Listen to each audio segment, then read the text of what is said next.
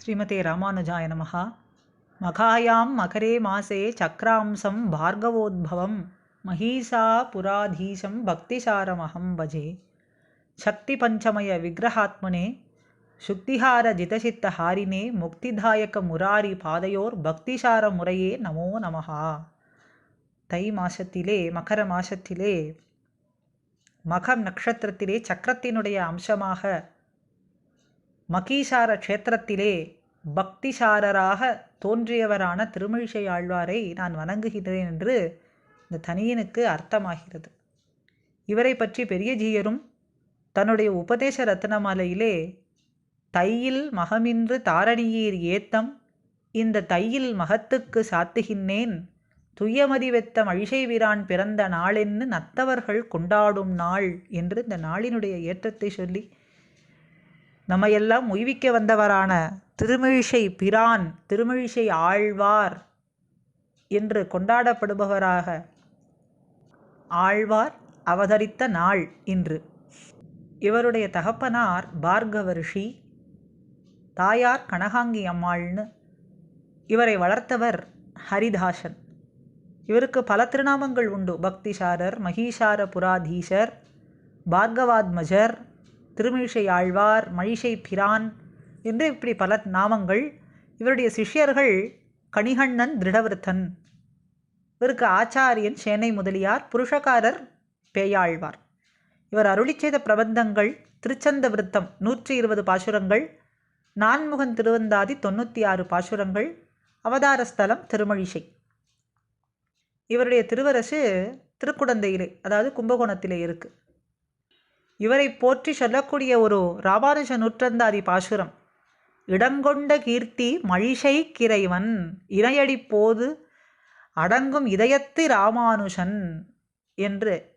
இடங்கொண்ட கீர்த்தி மழிசை Craven, மழிசைக்கு இறைவனான Thirumazhisai Alvar, அவரை போற்றி பணிந்தவரான ராமானுஷன் என்ன அர்த்தமாகிறது. இவருக்கு இன்னொரு பெருமை சொல்ல வேண்டும்னா உரையிலிடாதவர் என்று சொல்லலாம். இவருடைய திவ்ய பிரபந்தங்கள் பகவத் பரத்வத்தை நிர்தாரணம் பண்ணி இதர மதங்களையெல்லாம் நிரசனம் பண்ணுவதனாலே இவர் அதிலேயே ஊற்றம் கொண்டிருப்பார். அதனாலே இவருக்கு உரையிலிடாதவர் என்று ஆச்சாரிய கிருத்தயத்திலே அழகிய மணவாள பெருமாள் நாயனார் திருநாமம் சாற்றினார். பொய்கையாழ்வார் வையம் தகழியா என்றும் பூதத்தாழ்வார் அன்பே தகழியா என்னும் விளக்கேற்றி காட்ட பேயாழ்வார் திருக்கண்டேன் பொன்மேனி கண்டேன்னு எம்பெருமானை அனுபவித்து பாசுரம் இயற்றினார்.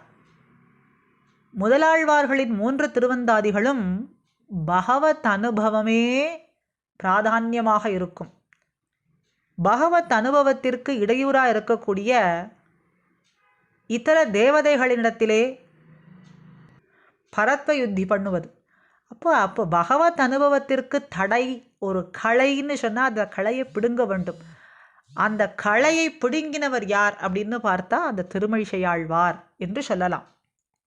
பகவத் அனுபவத்திற்கு இடையூறாக இருந்த களையை நீக்கினவர்.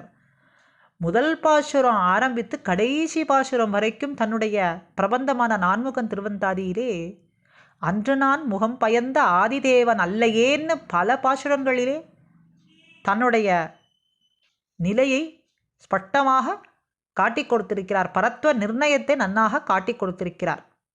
தமிழிலே பிரபந்தத்தை விருத்தமாக முதல்ல அருளினவர் என்கிற பெருமையும் திருமழிசை ஆழ்வார் ஒருத்தருக்கே சாரும்.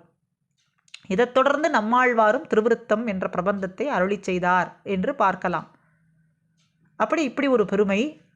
அடுத்ததாக பக்திசாரருங்கிற நாமம் ஏற்பட காரணம் என்ன என்று பார்த்தால், பேயாழ்வாரினுடைய அருளாலே திருமழிசை ஆழ்வார் பரம வைஷ்ணவராகி சாக்கியம் கற்றோம், சமணம் கற்றோம், சங்கரனார் ஆக்கிய ஆகமநூல் கற்றோம்னு வைஷ்ணவத்திலேயே ஆழ்ந்து திருமழிசையிலே யோக நிலையிலே எம்பெருமானை தியானம் பண்ணி கொண்டிருந்தார். அப்பொழுது ஒரு நாள் ரிஷப வாகனத்திலே சிவன் பார்வதி 2 பேரும் ஆகாய மார்க்கமாக செல்லும் பொழுது பார்வதி இவருடைய தேஜஸை பார்த்து ஆச்சரியம் கொண்டு இவர் யாருன்னு சிவபெருமானிடத்திலே கேட்டார். இவர் ஒரு மகானுபாவர், நம்முடைய அடியானாய் இருந்தார், இப்பொழுது நம்மை விட்டுவிட்டு நாராயணனுக்கு அடிமை கொண்டிருக்கார்னு சொன்ன உடனே அப்படிப்பட்ட பெரியவனுக்கு நாம் ஏதேனும் வரமளித்து விட்டு செல்லலாம்னு பார்வதி சொல்ல, இருவரும் திருமழிசை பிரான் முன்னே வந்தார்கள். திருமழிசை பிரான் சிவனை பார்த்து சொன்னார். பார்த்தும் பார்க்காதது போல இருந்ததை பார்த்து பார்வதி தேவி சொன்னால், உமக்கு அருள் செய்ய வந்த எம்மை பார்த்து இப்படி கண்டுகொள்ளாமல் இருக்கிறீரேன்னு கேட்டார். அதற்கு அவருடைய பதிலோ, உம்மால் ஆக வேண்டுவது ஒன்றுமே இல்லையே, அதனால் நான் உதாசீனமாக இருந்து விட்டேன்னு சொன்னார். ஏதாவது நீர் கேட்க வேண்டும், வரத்தை கேட்க வேண்டும்னு இப்படி இவர் சொல்ல, அதற்கு பதிலாக திருமழிசை ஆழ்வாரும் சொல்ல, கடைசியாக மோக்ஷத்தை நீர் எமக்கு அருளுவீரா என்று இவர் கேட்டார். திருமழிசை ஆழ்வார், மோக்ஷத்தை தரக்கூடியவர் ஸ்ரீமன் நாராயணன் ஒருவரே, அதை தவிர வேறு என்ன வரம் வேண்டுமானாலும் கேட்கலாம் என்று சொன்னார் சிவபெருமான். சரி, அப்படி அந்த முக்தியை பெறுவதற்கு, சாதனங்களை அனுஷ்டிப்பதற்கு ஆயுஷை எனக்கு நீட்டித்தர வேண்டும்னு கேட்டார். அதுவும் என்னாலே முடியாதுன்னு சொன்ன உடனே, நான் துணிதைக்கும் இந்த ஊசியின் பின்னே நூல் வரும்படி எனக்கு வரம் தர வேண்டும்னு பரிகாசமாக சொன்னார். அதை பார்த்து இவர், செருக்கோடு இருக்கக்கூடிய இவரை இப்போதே பொசுக்கி விடுகிறேன்னு பார்ன்னு சொல்லி தன்னுடைய நெற்றிக்கண்ணை திறந்து அதிலிருந்து ஊழிகால நெருப்பு போலே அக்னி வந்தது. இதை பார்த்து திருமழிசை பிரான், இந்திரன் போலே உடல் முழுவதும் கண் காட்டினாலும் நான் அஞ்சமாட்டேன்னு சொல்லி தன்னுடைய வலது திருவடி பெருவிரலிலே இருக்கக்கூடிய கண்ணை திறந்து விட்டார். அதிலிருந்து ஒரு பெரும் தீ எழுந்து ஊழி கால நெருப்பை காட்டிலும் பல மடங்காக பெருசாக வந்து நெற்றிக்கண்ணிலிருந்து வந்த நெருப்பை அடக்கி சிவபெருமானையே சுடத் தொடங்கியது. அதை கண்ட அவர் அந்த தீயிலிருந்து தப்பி பிழைப்பதற்காக தன்னுடைய சடையிலிருந்த பல மேகங்களையெல்லாம் ஏவி மேகம் அதிலிருந்து வந்து மழை பொழியும்படிக்கு செய்தார். அப்படி அந்த மேகங்கள் எல்லாம் மழை பொழிந்ததனாலே பெரிய வெள்ளம் ஏற்பட்டது. பரம பாகவதரான திருமழிசை பிரான் அதுக்கு சிறிது கூட அசையாமல் எம்பெருமானை தியானித்து கொண்டே இருந்தார். அதனால் இதை பார்த்த சிவன் ஆழ்வாருக்கு பக்திசாரர், அவருடைய பக்தியை மெச்சி பக்திசாரர் என்ற விருதை அளித்து கொண்டாடினார். இதை ஆழ்வாரே தன்னுடைய நான்முகன் திருவந்தாதியிலே பாசுரத்திலே நமக்காக காட்டி கொடுக்கிறார். மற்று தொழுவார் ஒருவரையும் யான் இன்மை கற்றைச் சடையான் கரிக்கண்டாய் எற்றைக்கும் கண்டுகொள் கண்டாய் கடல்வண்ணா யான் உன்னை கண்டுகொள்கிற்குமாறு என்ற 26வது பாசுரத்திலேயும் 84வது பாசுரத்திலேயும் காட்டி கொடுக்கிறார். உன்னை தவிர வேறு சிலரை பற்றுபவன் நான் அல்லேன் என்பதை சிவன சாட்சியாக வைத்துக்கொண்டே இந்த பாசுரத்திலே சொல்கிறேன் என்று காட்டுறார். திருமழிசை ஆழ்வாரிடத்திலே சிவன் வந்து தன்னை ஒரு வரம் வேண்டுகொள்ளும்படி கேட்டபொழுது அலட்சியம் செய்த சரித்திரத்தை இப்போ பார்த்தோம். அப்படி எம்பெருமானுடைய அழகிலே மயங்கி ஆழ்வார் அதிலே ஆழ்ந்து போய்விடாமல் அவனை அனுபவிக்க இருக்கும்படி தாம் ஆக வேண்டும், அந்த வரத்தை தர வேண்டும் என்று வேண்டுகிறார் அப்படின்னும் இந்த பாசுரத்தினுடைய அர்த்தமாக நாம் கொள்ளலாம். இல்லை, கடல் போல உன்னுடைய வடிவை பார்த்து நான் அதை மயங்கி விட்டேனே, நான் உன்னை விடாமல் அனுபவிக்க நீ கடாட்சிக்க வேண்டும். கற்றை சடையானான சிவனும் ஏதோ ஒன்றை சாதிப்பதற்காக தவம் செய்து ஜடையை தரித்து கொண்டிருக்கிறான். அதனால் அவனை பற்றுவதாலே நமக்கு ஒரு பலனும் இல்லை. உன் அழகிலே மயங்கியிருக்கிறேன், உன்னை விடாமல் அனுபவிக்க நீ கடாட்சிக்க வேண்டும், உன்னை தவிர வேறு சிலரை பற்றுபவன் என்பவன் நான் அல்லேன் அப்படிங்கிறத இந்த பாசுரத்தின் மூலமாக அவரே சாதித்ததாக நாம் பார்க்கலாம்.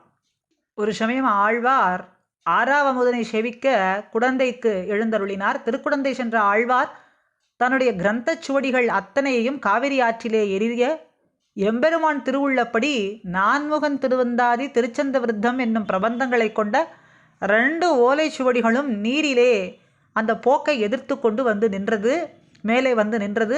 அவற்றை எடுத்துக்கொண்டு அமதனுடைய சடதிக்கு சென்று அவனை பாதாதி கேசமாக அனுபவித்து எம்பெருமான் மீது இருக்கக்கூடிய காதலினாலே நடந்த கால்கள் நொந்தவோ நடுங்க ஞாலம் ஏனமாயின்னு சொல்லக்கூடிய அந்த பாசுரத்திலே காவிரிக்கரை குடந்தையுள் கிடந்தவாறு எழுந்திருந்து பேசுவாழி கேசனேன்னு கட்டளையிட்டார். எம்பெருமானும் உடனே தன்னுடைய அரவணை பள்ளியிலிருந்து எழுந்து நிற்கத் தொடங்கினான். அவனது அந்த எளிய செயலை பார்த்து உருகிய ஆழ்வார் வாழிகேசனே வாழிகேசனே என்று மங்களாசாசனம் செய்து முடித்தார். இப்படி பெரிய காதலோடு அந்த எம்பெருமான் அருகிலேயே 2300 ஆண்டுகள் எந்தவித ஆகாரமும் இல்லாமல் தவம் இருந்தார். பூலோகத்திலே 4700 ஆண்டுகள் எழுந்தருளியிருந்து சாஸ்திரங்களினுடைய சாரத்தை எல்லாம் பிரபந்தங்களாக நமக்கு உபகாரம் பண்ணி போந்திருக்கிறார். நாம் உஜ்ஜீவனம் பெறுவதற்காகவே பிரபந்தங்களாலே உபகரித்து செய்திருக்கிறார். இப்படி இதனாலே ஆழ்வார் திருமழிசை பிரான் என்று புகழ் பெற்றார். பிரான்னு சொன்னா பேர் உபகாரம் செய்கிறவர் என்று அர்த்தம். பொதுவாக நாம் எம்பெருமானத்தான் பிரான்னு சொல்லுவோம். ஆழ்வாரை இங்கே பிரான்னு சொல்கிறது, திருமழிசை பிரான் அப்படின்னு சொல்கிறோமே. நாமெல்லாம் உஜ்ஜீவிக்க வேண்டும் என்று சாஸ்திர அர்த்தங்களையே சாரத்தா பிழிந்து கொடுத்திருப்பதனாலே இந்த உபகாரத்துக்கு வேண்டி திருமழிசை பிரான்னு சொல்கிறோம். அதுபோல் ஆறாவமுத ஆழ்வார் என்று அன்போடு ஆறாவமுதனையும் அழைக்கின்றோமே. இப்படி ஆழ்வார் திருவருளாலே நாமும் எம்பெருமானிடமும் அவன் அடியார்களிடமும் அதே பக்தியோடு இருப்பதற்காக அவருடைய திருவடி தாமரைகளையே எப்பொழுதுமே பிரார்த்தித்திருப்போமாக.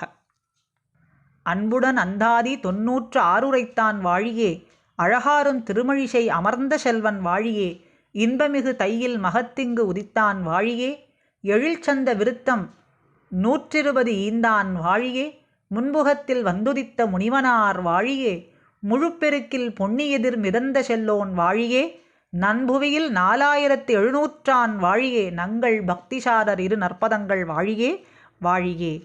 திருமழிசையாழ்வார் திருவடிகளே சரணம்.